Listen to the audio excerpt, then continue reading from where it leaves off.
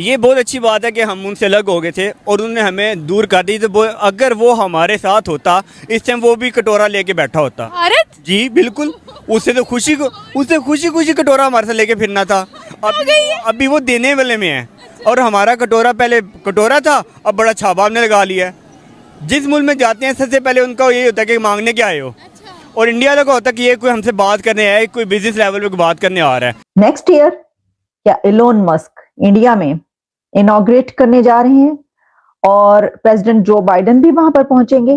तो आप क्या कहना चाहेंगे सर, डे बाय डे बड़े से बड़े इन्वेस्टर्स इंडिया में इन्वेस्टमेंट करने जा रहे हैं, बट पाकिस्तान में इस तरह की कोई भी इन्वेस्टमेंट नजर नहीं आती।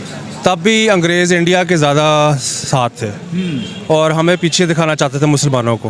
वो कभी भी नहीं ये चाहते थे कि मुसलमान आगे आएँ, इसलिए उन्होंने इंडिया का ज़्यादा साथ दिया है। और ये बड़ी इधर एक बड़ी इंसल्ट वाली हमारी स्टोरी बनी हुई है कि अभी यूरोप हम नहीं जा सकते, अमेरिका हम नहीं जा सकते, एक मेरा ख्याल है कनाडा ही खुला हुआ है। तो ये क्यों स्लिप, इनको पता नहीं लगता कि इससे हमारे मुल्क की बदनामी होती है। तार साहब ये तो बड़ी खतरनाक बात है। चीमा साहब, बाइडेन ने क्या जवाब देना है जब आपके सिर्फ 57 इस्लामिक कंट्री नहीं कुछ कर सकते, तो ये क्यों करेंगे? सबसे पूछने वाली बात तो ये हमें जाना जाता है। आप गलत कह रही हैं। दहशतगर्द मुल्क के नाम से जाना जाता है।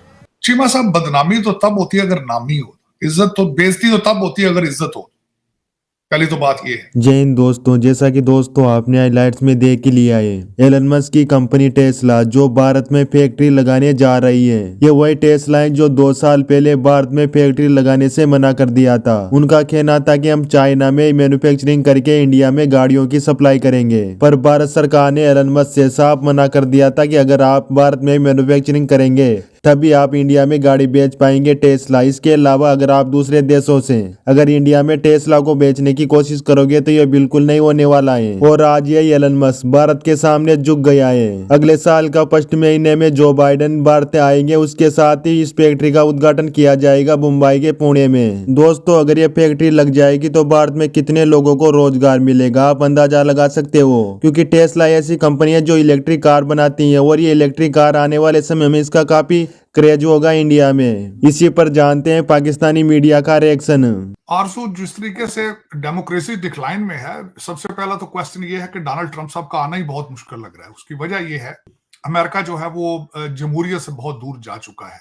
यहाँ पे ये देखें कि 3 साल कोई सारा कंट्री सोया पड़ा था, 3 साल कुछ नहीं हुआ। अगर आपको अफगानियों से प्रॉब्लम है, आप अफगानियों को निकाल रहे हैं, तो अमेरिका के अंदर जो लोग अमेरिका की पॉलिसी और इनकी आइडियोलॉजी से एग्री नहीं करते, आप उनको निकालने पे सारी दुनिया जो है वो डोनाल्ड ट्रंप के खिलाफ है। डबल स्टैंडर्ड, बिल्कुल डबल स्टैंडर्ड। अब डबल स्टैंडर्ड क्या है? वेस्ट का हालात देखें। वेस्ट रशिया को रोजाना सारा दिन क्रिटिसाइज करता है कि यूक्रेन के ऊपर आप बम मार रहे हैं, बम, लेकिन यहाँ पे जब इजराइल बम मार रहा है उसके ऊपर, गाजा के ऊपर, वेस्ट सारा साथ खड़ा है। तो ये इनके डबल स्टैंडर्ड है। अब ये आखिरी सूरज इनके डूब रहे हैं, इनके हालात जो है बिल्कुल खराब है।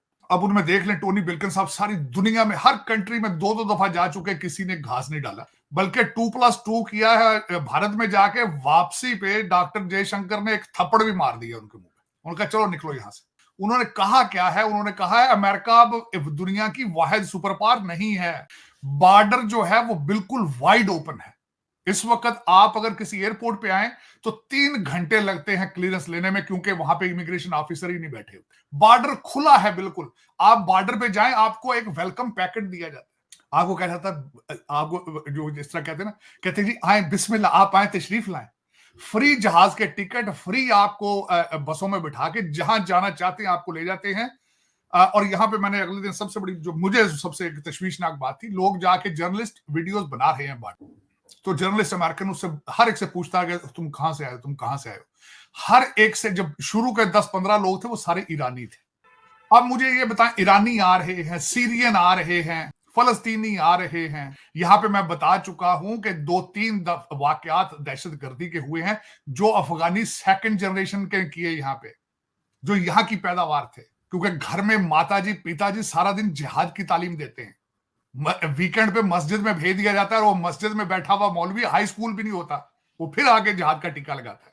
कि पाकिस्तान और चाइना जो है नेवल एक्सरसाइज कर रहा है जी बिल्कुल, और साथ IMF साथ बैठा है आपके आके $72 मिलियन के लिए, कि 2028 में चाइना एक सबमरीन देगा डीजल ऑपरेटेड। जैसे दोस्तों आपने देख ही लिया है कैसे पाकिस्तानी भारत की तरक्की पर जलते हैं और पाकिस्तान के कई जर्नलिस्ट हैं जो भारत की तरक्की देकर पाकिस्तान को समझाने की कोशिश करते हैं, जिसमें डॉक्टर कमर चीमा, आरजू काजमी, ताहिर साहब, बहुत से ऐसे रिपोर्टर हैं जो पाकिस्तान को सही रास्ते पर लाने की कोशिश करते हैं, पर पाकिस्तान मानता ही नहीं है। उन्होंने जो दहशतगर्द का रास्ता अपनाया है वो पाकिस्तान का साथ छोड़ने के लिए तैयार नहीं है। और जो पाकिस्तान की ISI ने जो तालिबान का उद्घाटन किया था, आज वही तालिबान पाकिस्तान में कई हमले कर रहा है। आज से कुछ दिन पहले पाकिस्तान के एक एयरबेस को उन तालिबानियों ने उड़ा दिया और पाकिस्तान के 14 फाइटर जेटों को कबाड़ बना दिया। वैसे पाकिस्तान को तो दुनिया में दहशतगर्द मुल्क के नाम से ही जाना जाता है, ये तो सबको पता है, और पाकिस्तान के पासपोर्ट की दुनिया में कहीं भी इज्जत भी नहीं है। वैसे दोस्तों आप अंदाजा लगा सकते हैं इसी बात से भारत और पाकिस्तान में कितना अंतर है, और आने वाले समय में ये अंतर इतना बढ़ जाएगा कि जिसकी कोई हद नहीं है, और पाकिस्तान इतना पीछे छूट जाएगा भारत से कि वो कभी भारत की बराबरी नहीं कर पाएगा। और ये सब कुछ 10 साल के अंतराल के अंतर ही हुआ है। तो पाकिस्तान को ये सही समय अगर वो आतंकवादियों का धीरे धीरे सफाया करके पाकिस्तान को सही रास्ते पर लाने की कोशिश करता है तो पाकिस्तान भी तरक्की के रास्ते पर आ सकता है, पर पाकिस्तानियों से ऐसी उम्मीद नहीं की जा सकती है। वैसे दोस्तों इस टॉपिक पर आपकी क्या राय है कमेंट करके जरूर बताइएगा। मिलते हैं अगली वीडियो में। जय हिंद।